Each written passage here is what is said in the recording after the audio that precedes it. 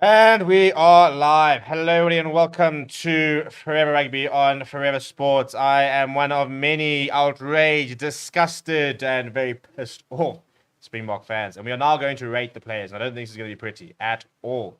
But very, very quickly, I'm not in the mood. I'm really not in the mood for shit. I'm really not. If I start seeing talks about quota players, if I start seeing talks about quota coaches, I will ban you. I am fuming with that performance. But if I start seeing that now turn into people scapegoating players of color and calling them quota players, I'm not going to tolerate it. I'm not, because everybody was hopeless today. And don't you dare use that to suddenly start unloading on specific players and starting to use the color scheme to justify it. Don't. Just don't. Okay? That's out of the way. Let's rate players, shall we? Because that was shambolic. We're gonna try to get this through relatively quickly because Argentina are currently kicking off, and we are supposed to do a watch along. So we're gonna get through this quickly. First of all, let's just say the things. Defense shoddy, even though ironically, actually, go look at the stats. By the way, we were better at the scrums, we were better at the lineouts, we were better defensively in terms of tackles made. We actually beat more defenders. We actually ran twice as many meters. We actually kicked less than them. And we actually had all more offloads. We actually had every single positive stat you would have wanted in a match, and yet we lost. And that is why I'm fuming, because it wasn't like Australia just played out of their absolute socks and produced their best performance ever. We were just that bad. We were horrible. So we're gonna go through the player ratings, and I think they're gonna be quite hectic. Yeah, let's see. But before that, we need to. We in theory, we do have to. I'd like to not do it, but we do have to name a man of the match from the Springboks. Should we just give it to Quokka Smith? Is there anybody else who even deserves a mention? Should we just right now give it to Quokka Smith as the man of the match for us, and then we just move on with the player ratings? Is there much? Are there any other people we're going to throw in for that for the man of the match? If I see any other nominations, then we'll put it to a vote. Yeah, I think we just give it to Quokka Smith, and we be done with it. Happy with that? Yeah, happy with that. Okay, cool, well done. I'm seeing two people saying Willemse, so okay, fine. So let's put it between those two, shall we? Bok, man of the match, Quokka Smith, and Damien Willemse. Those are the two I'm putting up there. Go and vote, and we'll do it later. Anyway, so the player ratings are the link is the pinned comment. So that if you're asking how you can vote, that is how you vote. So go there. New Zealand have an early penalty, and Richie Mo'unga is going to go for goal. We're going to jump into that game after this, so that's why we're going to try and get through these player ratings relatively quickly. I saw a comment I want to reply to, and so he said some players were pathetic. Do not agree with presenter. That should be pointed out. Yes, some players were pathetic. I didn't say you can't criticize players. Get that right. Get that through your head. I'm just saying, if you start calling people quotas players, I will start banning you, because I'm bored of people writing off a player's 6-year career where they've worked their way to the top, earned their right to play for their country, have a bad performance. Yes, we can go after them. Yes, we can tell them they were played badly. Yes, we can say that they didn't deserve to play today. Yes, we can say they can be dropped. Don't you dare infer that they've only got to where they are because of the color of their skin. If you do that, I'm kicking you. I'm not having it. So shame. If you don't like it, shame. But yeah. So we're going to go through the player ratings, and if you know done before, basically you give a rating between 1 and 10, and if you still don't understand how to do it, then I can't really help you, to be honest. You just go to the link, you give one rating from 1 and 10, it'll average out, and yeah. So let's get into it, eh? And again, I'm seeing a lot of people who are hiding behind avatars and people who are not willing to put their name in front of their account, and therefore get to abuse players and stuff like that. It's not censorship. It's racism. If you're going to be racist on my stream, I'm not going to tolerate it. So, Peter Steph Troy was horrible today, but we can't call him a quota player because he's not a player of color. Andre Pollard was horrible today, but he's not a player of color, so we can't call him a quoted player. So, and Christian, I'm not talking to you specifically, I was talking to other people. It's just that sort of thing. So, just very quickly, so just don't wind me up more than I need to be wound up, because they were all bad today. And there's a time to have a conversation about certain things. There's a time to have others. But yeah. So let's start voting, shall we? Shall we start voting? Because again, what I said, if you guys realized, is that if you watch the streams and if you actually bothered to read the quota system, you'd realize that the Boks are actually well ahead. So the picks that they make, actually, for example, are not based on player color, because the Boks are ahead. They don't actually have to. They're not sitting with a tick box approach. It doesn't even work like that, by the way. They don't sit there going, we have to have 8 players of color in the starting lineup. We have to have 6 on the bench. First of all, it doesn't work like that. Second of all, they've actually, because they've been so ahead in the last year or two, they've actually got freedom to pick players. So no player in that starting 23 was picked based on their color. I'm telling you this now. Go and read up if you don't understand. And then come and comment. But let's get into the player ratings, shall we? Because I think it's going to be quite a hectic one. Right, Ox and Chair. Let's go through Ox and Chair. And basically, we're going to look at some of the individual stats. Ox and Chair is actually pretty good today. Fun, actually, really. If we're going to be brutally honest. Probably one of our better players. Because when you think about his contribution, he made 5 tackles. He didn't miss a tackle, by the way. We were dominating him in the scrums. He made 2 carries. He chased down that kick, and he almost got over.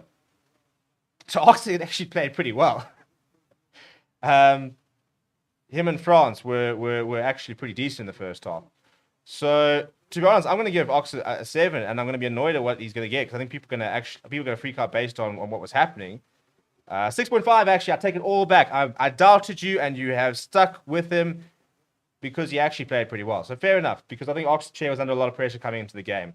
And he stood up and he was counted today. So credit to him. Joseph Dwember was again very, very poor. I don't think I'm surprised if we see Joseph Dwember next week. And frustratingly, it's not even trying to justify, but we've yet to play to his strengths, because he struggled at the line out. Look, him and Falafel Fainga were having a competition to see who could throw into the line out worse. Fainga definitely won it, to be fair. So Oxenchair made all 6 of his tackles. He was actually decent on defense, but his line out work has to change. It has to change. If you can't throw into the line out, you can't play at hooker. Same issue I've got with PJ Boerter at the Lions. So yeah, I mean, it's not good enough. It really isn't good enough. So I'm going to give Joseph Dwember a 3. And it's going to average out as a 2. Look, he made his tackles. He didn't get a single opportunity with ball in hand. And that's frustrating, because that's his biggest attribute. You know, it's literally like having a France Moherba, for example, and not having scrums. That's the frustrating thing. So whilst, as I said, he's been really poor, it's so frustrating that the guy can't bring his biggest skill set to the game. But you can't make justifications for not being able to throw a ball into lineouts. He lost 2 lineouts, which I think one was pretty harsh, to be honest, because they didn't even contest, and it wasn't even that skewed. But he needs to go back to Stormers. He needs to sort that out. It can be done. Malcolm Marks did it, so it can be done. France Moherba, the tank, the fridge. Yeah, again, he made 1 carry, 4 tackles, didn't miss a tackle, and was very good at the scrums. So I'll probably give him a 7, because I think he did everything he was asked to do. 6.5. I'm with that. So far, I think we're actually relatively doing okay here. It's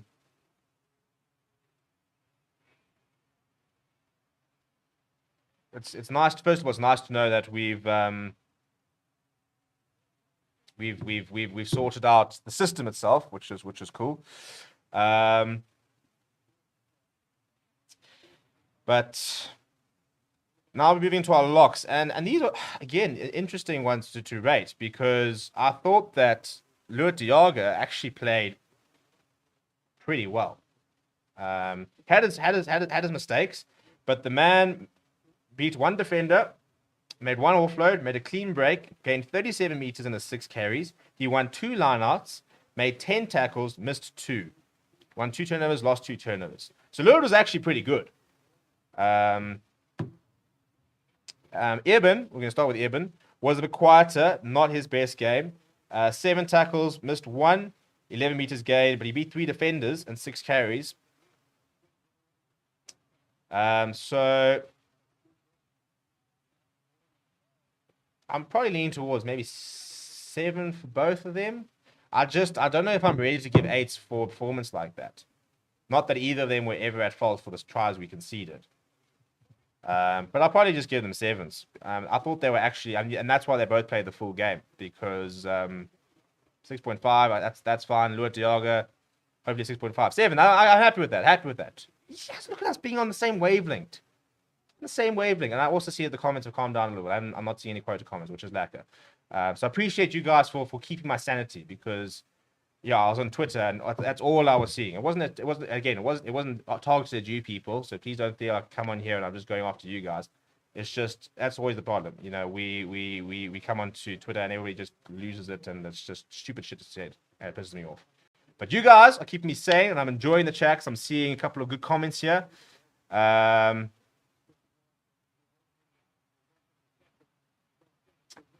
Diagra was ever present today. Agreed. Didn't kick nearly as much as Oz. Yeah, we didn't actually. Fun fact. Lord was better than Etzebet today. Real enforcer. Everyone was a saver.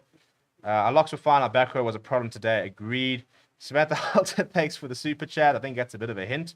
I hope Bet is treating you well. But I think I agree with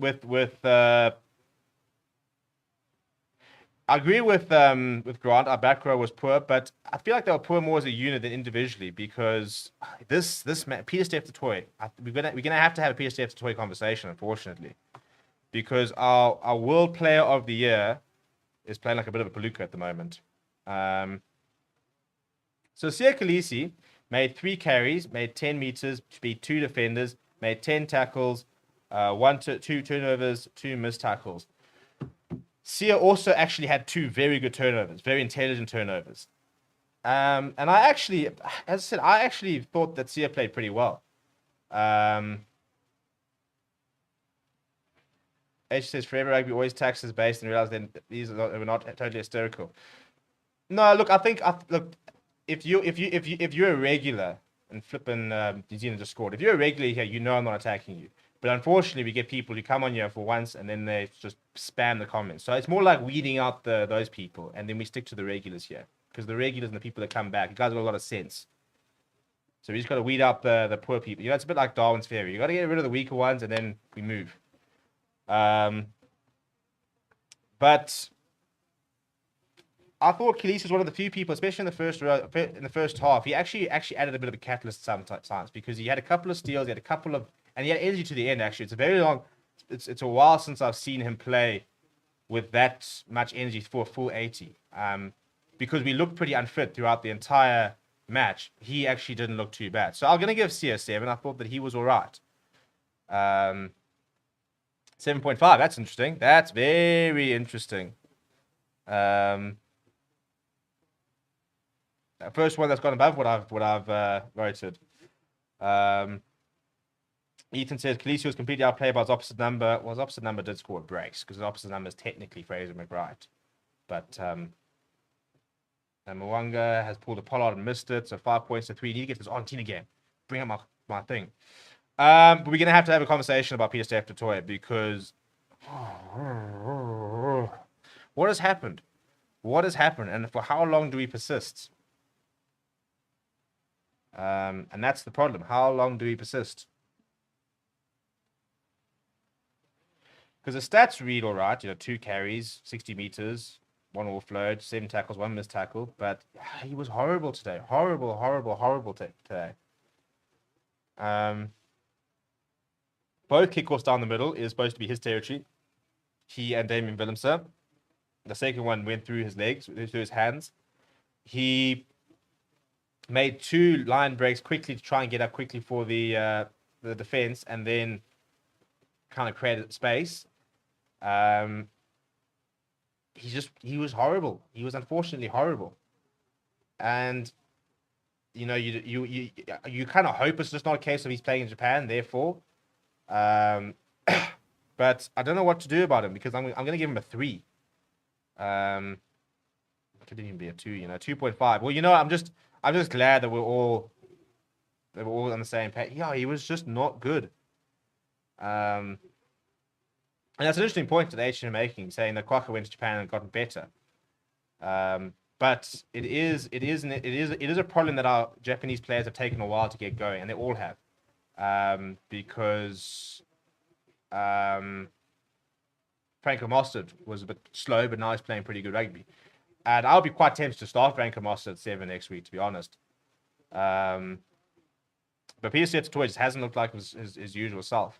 And it's a problem, because we need to sort that out quick, fast. Now, there are a lot of people who are going to have to hold their hands up and apologize to Duane Vermeulen, because everybody was talking about the fact that we can't keep picking Duane. He's too old. We can't trust him. And Duane played well today, chaps. Let's be honest. Duane pitched up today. Had a couple of steals. He made 4 tackles, 1 turnover, one carry, a defender beaten. As I said, he made 2 very important steals. He had that. He got told Hunter Wright sent off. The issue with Duane at the moment is that he's not got the ball carrying prowess that he used to, and I think that's probably our issue, is the fact that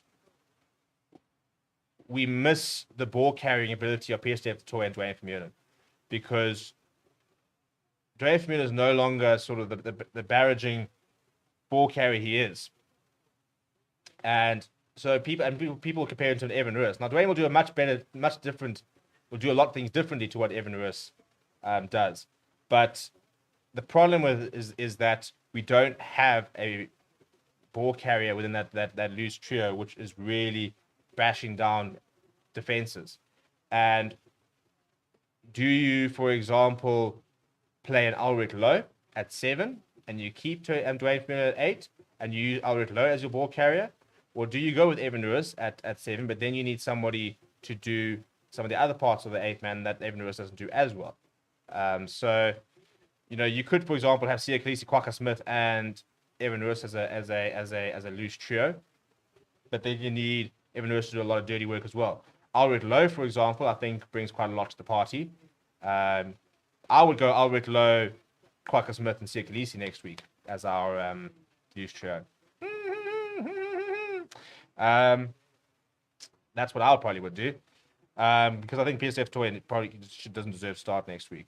You could bring Jasper Wiese back. As I said, that's again, your ball carrying ability, something you can get over the advantage line, because that's where sort of we're missing from Duane.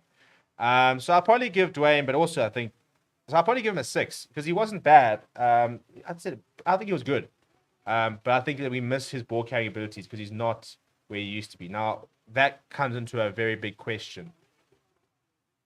Can we go on with him, or do we need to replace him? And my biggest question is, can we replace him? Now, yes, we can replace. See, and that's the problem. This is what I've been saying for a long time. And we all have to be very honest about this. We can replace Duane Vermeulen in terms of we can put in a new 8th man. But can we replace everything Duane Vermeulen used to bring to the box in his best? And that's the problem. We can't. Because Duane Vermeulen, at his best, was a strong ball carrier, incredibly reliable under the high ball, phenomenal on the ground, and a very good defender, and very important to a defensive organization and leader. So he just brings so much to the table. And the problem is, as soon as you start bringing another number 8, you are sacrificing aspects, because nobody's a Duane Vermeulen, And maybe some of them can become Duane Vermeulens, but they're not there yet. And the question is how much, which aspects do you prioritize, and which of these players can bring the most of the aspects that you are trying to have covered by Dwayne Vermeulen if you are going to change him. So, for example, you bring Quacker Smith, you replace Dwayne Vermeulen's I think ball carrying ability, we've seen he's got the ball carrying ability now, and he's got the jackling. Does he have the same presence under the high ball? Probably not. And he's not maybe as physical. So you lose out there. If you play Evan Lewis, I don't think you don't get the ability over the ball. And defensively, I think Evan Lewis still has a bit to learn. Not from a physicality point, but in terms of, almost like a smarts thing. Jasper Wiese, you get the ball carrying ability. He's gotten better under the high ball. Again, you miss out on the ability over the ball, and you miss out on defensively. So there's always going to be a little bit of compromise. And that's not to say that you can't make the changes, but you just it's deciding who's best to. It's just best to see where you go. But questions do need to be asked. But I didn't think he was bad. I don't think he did himself a disservice. I thought Faf de Klerk was pretty average. His yellow card I thought was very unlucky, at most a penalty. And I could go with the penalty. You could sit there saying, you've gotten it wrong, it's a mistake, whatever. But it was so disjointed. But so I'd say that Faf wasn't his best game. I'd probably give him a 5. I don't think it was that bad. I think people are melting. 3.5 is pretty ludicrous, to be honest. He wasn't that bad. We also remember that we didn't have much. We just didn't have much go forward ball, and we need to just find a bit of creativity. We need to release the Faf of old. He's not playing his best, 100%, but he wasn't a 3.5. I thought Jaden Hendrickson looked pretty good though. He looked a lot better than he did last week. So I wouldn't mind starting Jaden Hendrickson. I'd have no issue with it, but I don't think we need. I don't think it's a 3.5. That is very harsh. Pollard, I don't know what we do. He can't play next week. Cannot. You cannot play like that and be rewarded another start. You cannot. I'm sorry. I would play Stephen Kitsoff at fly half next week ahead of Pollard after today's performance. And it was multiple things. First of all, his goal kicking was abysmal. Embarrassingly bad. His defense, that Korobedi try. Come on. And then small things, like when he got caught on the ball where there was an overlap and Quacker Smith, I think it was Quacker Smith, passed quickly to Pollard, who then looked at his man who was 2 meters away and decided to take him on. And he got caught on the ball and all the momentum breaks down. So he couldn't get the back line going. He couldn't kick for goal. And his defense was, did he make a tackle? And it's so frustrating because he's had a reasonable season up to now, but this is how his game reads. 67% tackle success rate. Made 2 tackles, missed 1. The one was a try. So you can see they're basically 7 points. And his kicking success rate was 33%. 5 kicks from hand. And they weren't even good kicks from hand. Again, it's up and unders. He had 2. 1 was contestable. The other one was a nothing kick. So I thought I genuinely, and this is the frustrating thing because Pollard was looking better and better as the season's gone on. There were aspects of his game that had to improve. But before he missed today, he had been kicking 10 from 10. But I'm going to give him a 2. 1.5. That is officially the lowest rating we've ever seen on Forever Sports. And I'm not saying we have to bin him from the squad, but he's got to get back to form. He's got to. And hopefully the move now in the Premiership is going to help him a lot because we do need him playing well. Same as Peter Steph the Toy. You can't drop him, but you got to get him back to playing his best. And I think that you do need to drop him from the squad, for example, or from the team, because I think there are certain players that need a wake-up call, and you need to know that nobody has got a guaranteed spot in this side. So I think that he's somebody that needs to work hard to regain his place in the team and get back to being the general that won us a World Cup. We want that old Pollard back. We need that old Pollard back. It's just not there at the moment. So, again, and like with any player, and I always say, that doesn't mean you just absolutely bin him forever, but you've got to get him working back up towards his best and get him back to being where he was and the player we need him to be. Because he's not right there at the moment. But again, I think we're going to be quite harsh on the back line because I thought Mapimpi was really poor. Look, I think Corabetti hammered him with a no-arms tackle.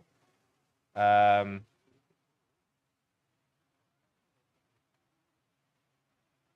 but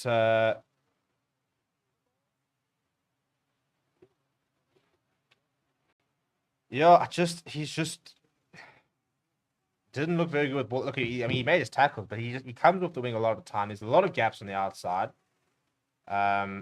And he was very toothless on the attack. So I thought that Makazola I don't think he competed successfully once for a high ball. Just was very ineffective today, unfortunately. So I'm probably going to give him a 5. 4 is a bit harsh. Meanwhile, Argentina are playing, by the way. We need to get onto this game. And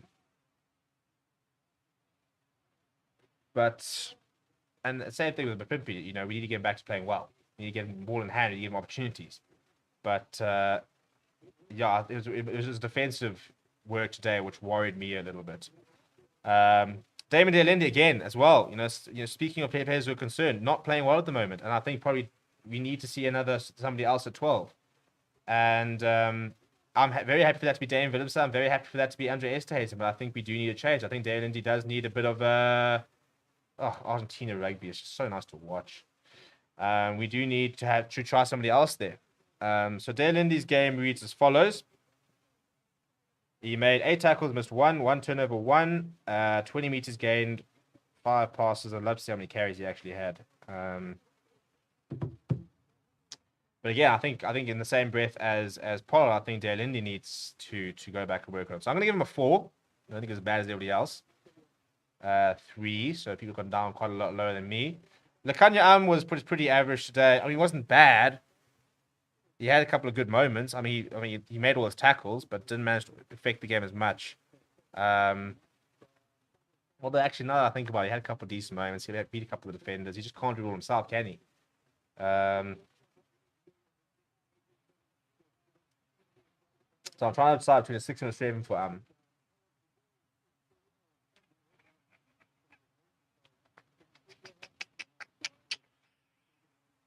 I'll give it a 6 to which is pretty harsh. Yeesh. Well, I thought I was being harsh, but 4.5 is yeah, no, that's just silly, to be honest. I think my 6 was more to his standards. He wasn't maybe as best as ever, but he wasn't bad. He's actually very good. Actually pretty good. Maybe I should have given him a 7. I don't know. I think 4.5 is pretty ludicrous. Needs more ball. Needs front foot ball as well. We need front foot ball, and we need somebody who's flipping going to put us in the front foot. Flat passes. It's the one little change we do see when Elton Jagers comes on. We see some flat passes.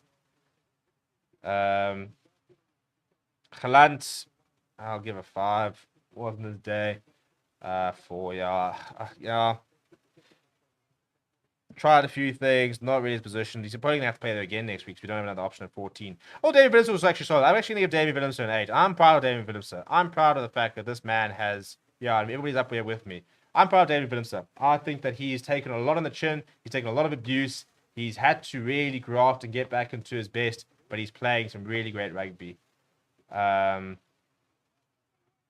says, surely not every rating will just by chance be an increment of 0.5 and be so similar to your rating all the time. It will. So it always rounds up to a 0.5. It won't be 7.3, for example, or a 6.2. So it only rounds up in 0.5s, and it averages all the various votes. That is how it works. So if 20 people have voted, it'll average out to the nearest 0.5. That's how the system works. But I'm going to give Willemse, did I give Willemse an 8 already? Yeah, I did. He's worked really hard, come back, and he's playing some great rugby. It's about one of the few shining lights in this side. Malcolm Mark, Stephen Kitsoff. Look, I mean, there was a gap created, but Kitsoff did help open the gap for one of their tries. So it is kind of culpable for that to a certain degree. But Kitsoff made 5 carries, 13 meters gained, 4 tackles, 2 missed tackles, 1 turnover. So I don't think he was at his best. So I'll probably give him a 5. We got Malcolm Marks first, weren't we? Malcolm Marks' game was as followed. His line-up work was decent. 9 carries, 4 tackles, 1 missed tackle. No turnovers, 1. 20 meters gained, 5 defenders beaten. Yeah, he worked hard. I'll give Malcolm a 7. 8.5. I don't think it was that good. It was good. I think it wasn't even his best game.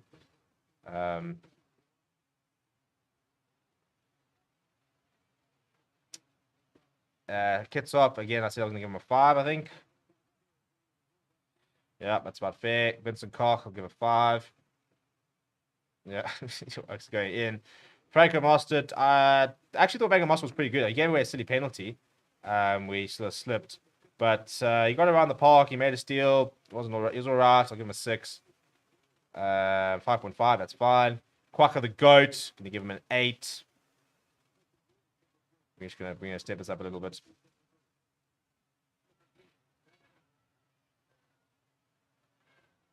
Um, 5. Your Oaks are stupid.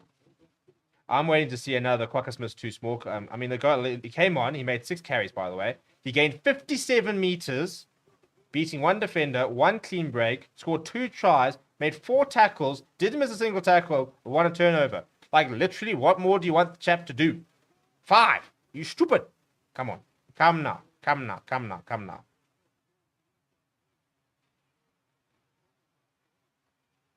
4 point. I mean, you've got to be kidding me. 5. And that means that people have gone generally lower than me and now brought it up a little bit.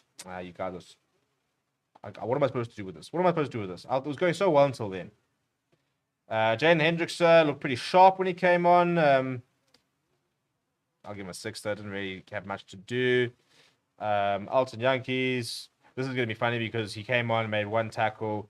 I thought it was roughly... He actually made 3 tackles, by the way. Didn't miss a single tackle. Put the penalty was in rough, given the fact that Alan Adatoa did the same thing early on in the game and didn't get penalized for it. But I'll give him a 6. Watch this beating down the 4.5s. People are so... And this is where the frustration comes. Because there's no justification for that 4.5. There's no justification to imply that he played worse than Franco Mostert. That he played worse than... Well, to be fair, the Kanye, I've got a 4.5, so maybe I'll just be quite happy with his work. But that's just a whole... We all know why that rating's there. Still should be playing next week, and Frans Steyn was bang average. I'll give him a 5. 3. Yeah, Oaks have been brutal. It has been brutal. People, yeah, it's been a frustrating match. For those, and please actually do come join me. Let's do this, okay? RT are busy playing. RT are busy cooking here. Richie Mwanga's trying to kick New Zealand into the lead, and he has. It's 8 points to 6. So there are 12 minutes left of that half. This is going to go straight to that watch along. Please keep me company and help keep my sanity and come and support on that watch along. Let's try and watch some decent rugby. Let's try and try and enjoy the rest of the day. With 74% of the votes, Quacka Smith, despite getting a really poor rating on the poll, is the man of the match. So, well done to him. People, thank you very much. We'll chat to you guys all later. Until then, keep well. We'll do a live show tomorrow night. We will dissect the coaches, what they need to do, and what's going to happen moving forward. But until then, keep well, keep safe, smash like on the video, as I said, and we'll see you guys all soon. See you at the watch along right now. It's literally going to go live in about 5 minutes, 4 minutes, even 30 seconds if I can get it set up.